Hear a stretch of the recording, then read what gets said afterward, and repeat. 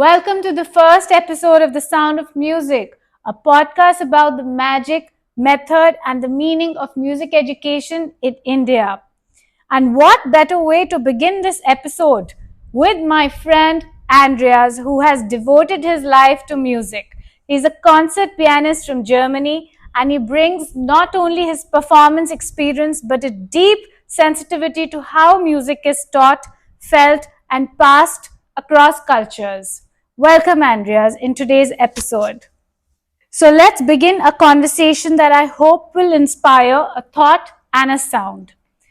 So, Andreas, tell me, how has music education been for you, and how did you take to piano? How did I come to piano? Yeah. I would say through experiences, as it happens mostly. So, as a young kid, we went to church from time to time, and we would hear the organ. And of course, organ is an instrument that's almost designed to impress. So, as a small kid, the reaction is, I also want to play that. And I told that my parents. And also, when it comes to the piano, our grandparents actually, they brought us from time to time to concerts. They lived in a marvelous town in the Black Forest. So it was kind of the vacation time for us, like my brother and me. And everything there looks really like tourism brochure about Germany. Like the forest, the valleys, the trails, and idyllic town. And they had regular concerts there. So it was the ideal environment to get drawn into arts and music, And yeah, after listening a piano concerto there, my parents told me later on that I would annoy them with begging, I want to have a piano, I want to play piano. And That's the same case with me as a child. Yeah, We would go for these weddings and parties, look at all these pianists performing in wedding halls, and then get so intimidated. We want a piano. I'm not going to sing. I only want to play the piano. So yeah, something similar. It's my story. Yeah, it happens a lot. If you get these experiences, you want them also. Yeah. So how old were you when you started this instrument? I was 6 years old. Oh, that was young. So Yeah. what do you think music education in Germany, how does it differ from Indian education? Like, what is the difference? Stark differences. Stark differences. So let's talk about some challenges, or maybe some differences we can add value to our Indian music education. Yeah. Just the complete framework of your life as a kid is totally different, or maybe I should say was different, because times also have changed since I was a kid in Germany.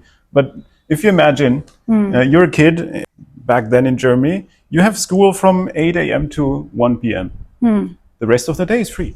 You have homework to do, but it was normal for everyone. All classmates, we did other stuff. We had our hobbies, we did sports, we did music. Almost everyone played some instrument. So to begin with, these circumstances are totally different. We all know that here currently, even from an early age on, kids do not have much time free available. So that marks a difference. So what do you feel about, my understanding is, since I teach young learners, that children take to music as a subject, and to me, I feel it should be a way of expression and igniting curiosity, connection. What do you feel about it? Yeah, I can align with these thoughts. And actually, that's a second difference I would comment on, because mostly if someone wants to learn an instrument, or their parents think, let's have him play piano or the violin, you would search for a person, You would not search for a system. Of course, that requires some sort of trust in the future teacher of your children. Yes. However, on the other side, this trust also has to be earned. So there's a system where you rely on a person-to-person combination teacher and student more than any systematized approach. No? So that also, as a consequence, learning an instrument, learning music doesn't feel like a subject. Yes. No? Yes. It feels like a free activity. Absolutely. And it should be like that. It's a part of enjoyment and learning. No? So you've performed around the world. How do you view the role of music education in shaping young minds? It's essential. And because it's also not only about the minds. No, I get the question, of course. No? So if we think about education and how it's understood mostly, we target so much on the intellectual capacities, right? To develop them. And we are more than that, no? Yeah, absolutely. As humans, we live in different realms at the same time. We are the body, we are the intellect, the mind, we are the psyche with emotions and have to deal with that, which is equally important. We are a soul that seeks some deeper meaning, connection, the divine, whatever, no? Yeah, absolutely. And we live in all these realms at the same time. And in my point of view, I don't think that if you only stimulate the intellectual side, you have a successful education. It's impossible. So art and music are just something that should be part of any attempt to design an education for children. Absolutely. I agree. Yeah. And what are some of the differences you've noticed between music education in Europe, and what have you observed in India? It is mostly this observation that education here feels mostly like a subject, as you said before. And it's carried out as such. Sometimes lacks the elements of explore freely, even perceiving it as a different realm. No? So music should be a sanctuary of a different form of being. No? Yes. Some people characterize it with we are on the left side of our brains, or we are on the right side of our brains. We are in the analytical mindset, or we are in the emotional, intuitive mindset. No? So we should have both. No? And if the approach to music education is too rigid, then you get rid of one of these hemispheres, and that should not happen. No? So music should always connect to emotions, Yes. to intuition, Yes. and ideally even to this other layer of the longing for something beautiful, no, that comes actually from the soul itself. No? Yeah. That's again its connection to the feeling. Yeah, absolutely. So who were your early influences or mentors? I started with a Romanian piano teacher whose name was Florian Marinescu, and he was pretty much adherent to Russian school, you would call that, or Soviet school.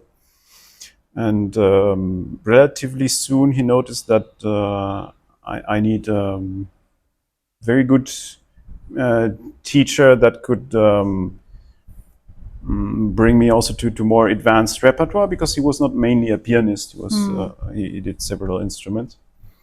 And so then I started studying with a lecturer from the Würzburg Conservatory, from a Conservatory of Music. Now it's called University of Music. And his name was Professor Erich Appel. God bless him now. He passed away not long ago. It was so different, again, talking about differences, from how music is being sold, I would say, today. Yeah.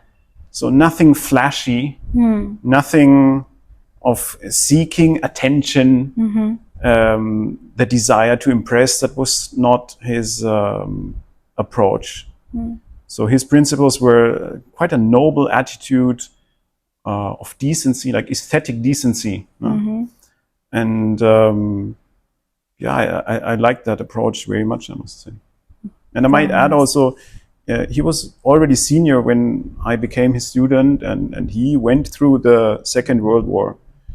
And sometimes I have this impression that if you get through some tragedies in your life, at least you don't accept superficiality anymore. Absolutely. You don't need it anymore. Yeah. So, as an educator or a performer, though you are both, how do you approach cultural sensitivity when teaching or playing music from another tradition? That's a good question. So you have to imbibe as much as you can from this other tradition, as long as it's really foreign to you, as long as it feels foreign to you. And the music can be a starting point, the music itself, but sometimes it will not be sufficient. No? And of course, you can just be curious about this, say, other country, and about its history, about its people. What also helps are the biographies of the composers, I would say. No? Yeah. And even to some extent, all of us, we carry something of our countries, whether we want that or not. Not, yeah. So that means if you want to have a feeling about something as abstract as a country, get to know some of its citizens. I think even that works, as I said, to some degree. Yeah. And So have you seen some Indian classical performances here, or certainly, collaborated maybe with a few artists and understood, because Indian classical music is very different from Western classical. You know that, right? absolutely. So, like, have you tried collaborating and performing live with an Indian artist? I have actually, not with a musician so far, although that is also in the planning phase. Okay. I've collaborated with an Indian classical dancer. We Wow. had 2 performances last So, year. which form of dance was that? Kuchipudi. Kuchipudi dance. Yeah. Wow. And then how did you collaborate? How did you bring the two parts together? So it was, by the way, Yamini Kaluri is her name. She's currently US based, but from time to time she's in India. And our approach was basically that the music was Western classical, and the dance was her choreography, Okay. coming out of this tradition. Okay. Of course, it is quite different from trying to merge 2 musical traditions. No? But we will see what comes out of the future project with a sitar player. Yeah. But have you accompanied a vocalist? Not yet. Not yet. I think you should. Try it out. It'll be a different experience altogether. I don't doubt that. Because my next stage in life is to be a raga pianist. Whatever little bit I'm learning, and I think there's no stopping to learning. You should always keep challenging yourself. So my next chapter of life would be to be a raga pianist. Awesome. Yeah. So I have a few fun rapid questions. One composer you never tire of. Johann Sebastian Bach. Okay. Favorite piece to perform? Changes every now and then. Currently, it's the Fantasia Betica from Manuel de Falla. Okay. One music myth you would like to bust? Okay, that's a nice one. Most importantly, new classical music has nothing to do with Classical music, I know. We've had this chat before. And your go-to comfort food after a concert? A good thali. Good Preferably thali. a giant thali. Giant thali. A Gujarati thali or Punjabi thali? Gujarati sounds good as well. Yeah, right. So what's one message you would love to share with young music learners or teachers in India? Enjoy the process. Discover, explore, have fun. That's not only one thing. And work on musicianship skills. I think it's really important. Of course. Sight read. Of course. Sight reading, really important. Oral training, even better. Singing along and playing the melodies, very, very important. I think to internalize the music, that's that's the first step to learning music. And if you feel music, you can play it on any instrument. It should be internalized. I always make my students do body percussion. We do so much of clapping, tapping the beats, playing music with different meters. I introduce different pitches to them, and then we make these combinations with different note values and put it together and make it more challenging for them. We do a lot of transposing exercises so that they know their keyboard really well. And they have all the variety of approaches, so it doesn't become boring if you talk about younger learners. Absolutely. I've noticed something in children that you play a passage for them and they just want to copy your playing, right? But reading the score is so important. It's equally important. If you want to do Western classical, I think you'll be so handicapped if you don't read the music. So my suggestion would be that everybody must read and orally train themselves in music. Yeah, it can be Yeah, would you implemented. like to It add can be something? implemented. Yeah, because the question was about students and teachers. So for teachers, it's different also. What I could observe is that it's not only about the methodology, it is also about your own approach or your own connection with music. Yeah. So if someone is really inspired about what he does, that's not only true for music, then it will spill over to others. Yes. And precisely, children can notice that, they sense it. No? And then, for example, if you can get into this flow state when it comes to making music, they also sense it and they want that too.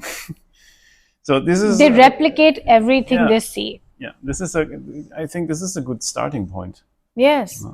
Because I realized as I was growing up, there was so much focus on giving exams. Every 6 months we had to do like one grade, and we pick up these three pieces and then just keep practicing them. Later I realized this is not how music should be taught and learned, and then we did so much of supplement playing much later. After I finished my college, I realized that I would take up music as a pedagogy, and then I did my specialization with Karl Orff, the German Karl composer. Orff. Yeah. So Definitely. they have Orff training, right? So I did my level 1 Orff training at the San Jose University in the US, and then when I came back, I blend all those strategies in my lessons, and I make sure that my students experience how music should be in their bodies, and then they transfer that to the instrument. So this was my takeaway. Which seems to be a natural approach. Yeah, absolutely. So I would like to thank you, Andreas, for joining us in today's podcast. Koi baat nahi, it was a pleasure to be here. Likewise. Thank you for being a part of this episode. Let's wrap up by Andreas and me playing a short clip for all of you.